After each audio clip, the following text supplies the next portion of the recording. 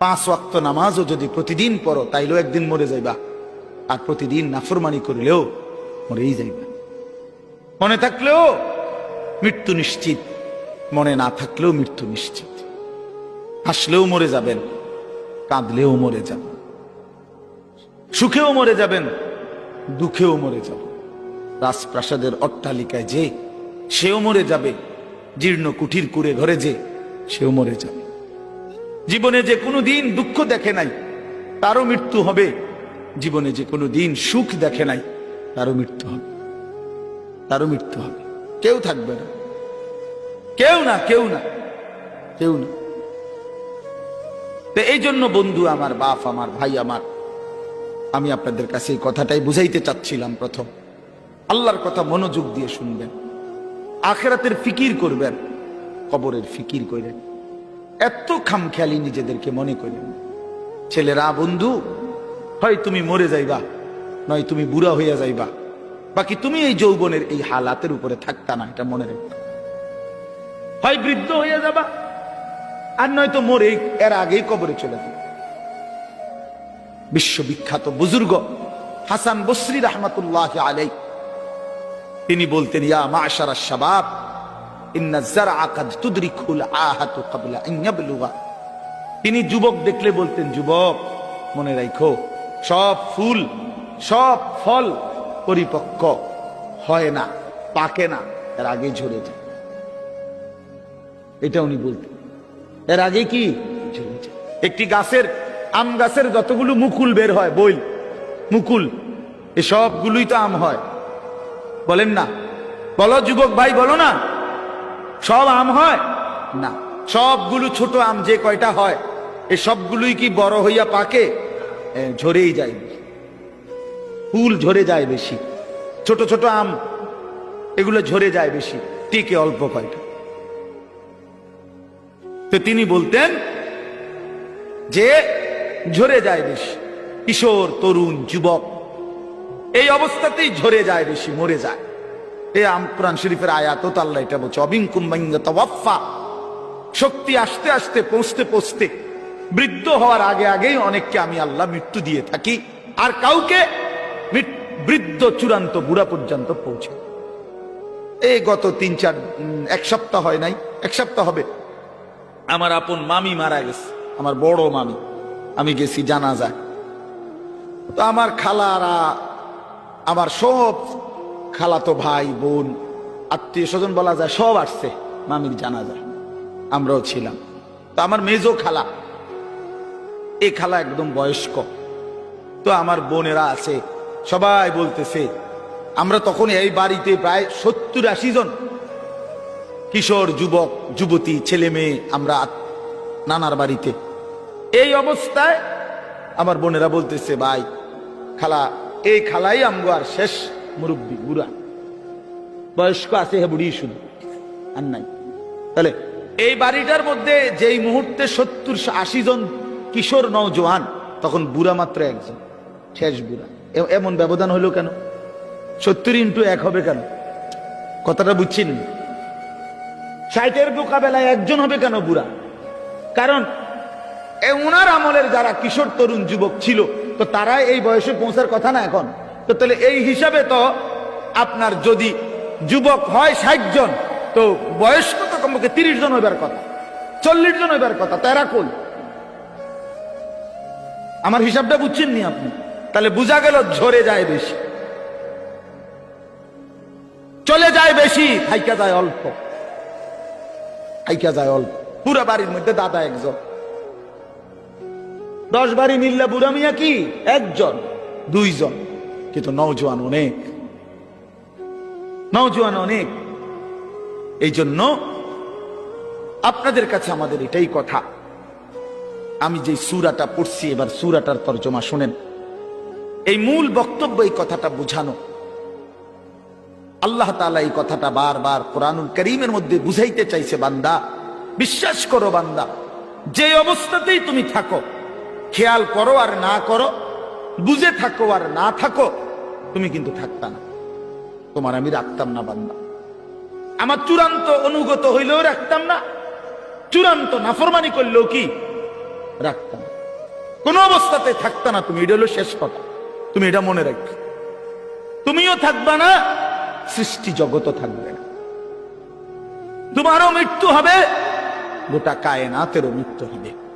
এই কথাইটা কোরআন কারীমের মধ্যে আল্লাহ তাআলা খুব বুঝাইছেন যে বান্দা কেন দুনিয়া নিয়া ইসসাকালতুম ইলাল আরদ, আহা বান্দা জমিনটা নিয়ে এমন কামড়াইয়া পড়লা কেন? ইসসাকালতুম অর্থ এইটা মানে কামড়াইয়া ধরা। আমি যাইতাম না, বাচ্চা যেরকম অনেক সময় ধরে না, আমি যাইতাম না, এতে এমন ভাবে ধরছে যে এতে আর সরানো যায় না।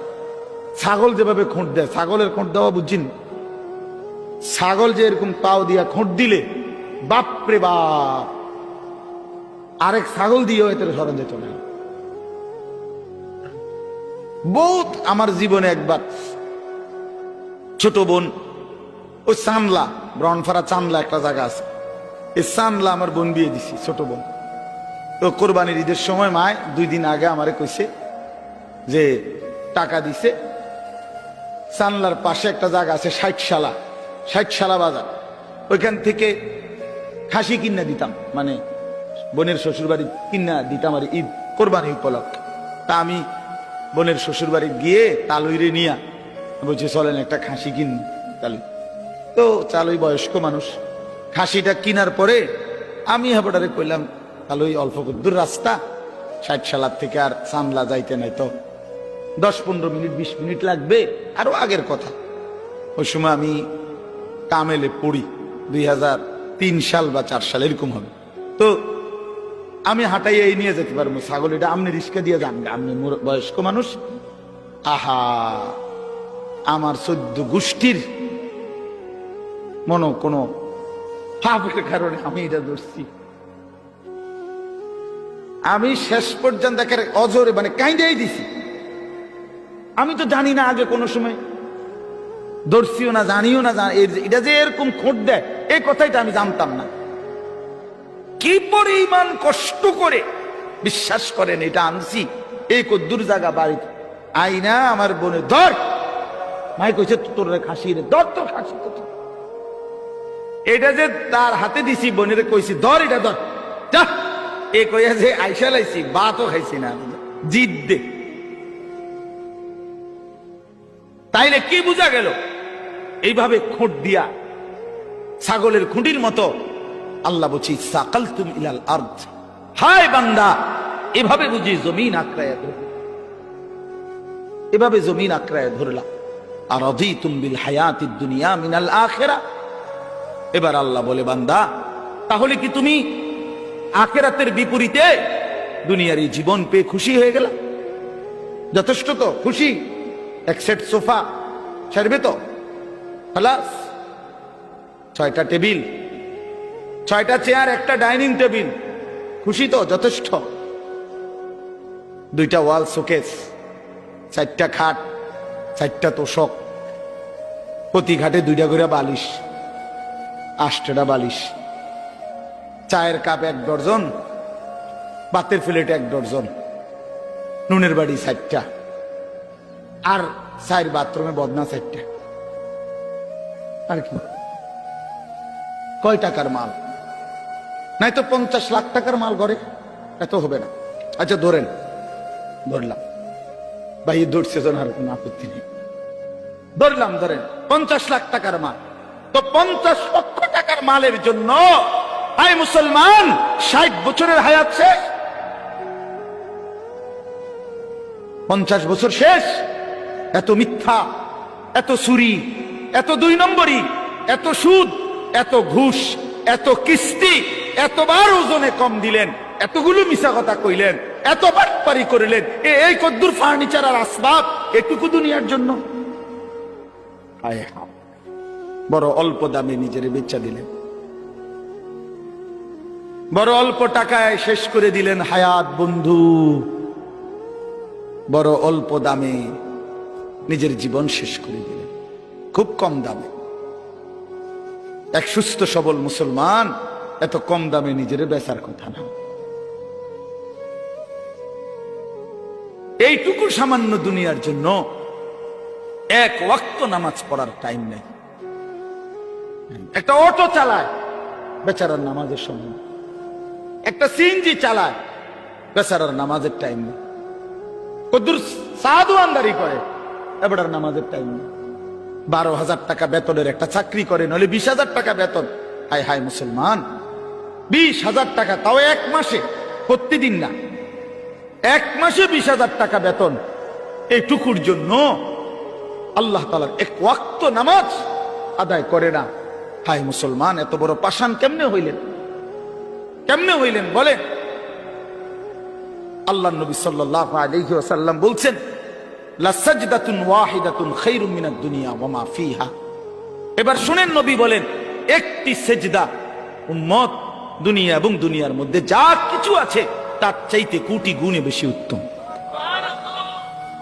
কয়টি সেজদা? এক সেজদায় কয় রাকাত? এক রাকাত না। এক সেজদা দিলে কি এক রাকাত? এক রাকাত না, একটাই সেজদা। লা সাজদাতুন ওয়াহিদাতুন, একটি সেজদা। আল্লাহর কসম, নবীজি বলছে,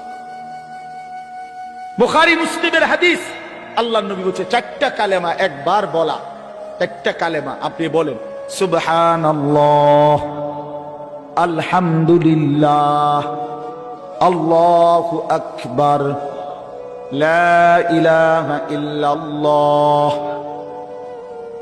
রাসূলুল্লাহ সাল্লাল্লাহু আলাইহি ওয়াসাল্লাম বলেন, এই 4টি কালেমা একবার বলা পৃথিবীর যত কিছুর উপরে সূর্যের আলো পড়ে সবটার যা দাম, আমি রাসূলের কাছে তার চাইতে বেশি দাম।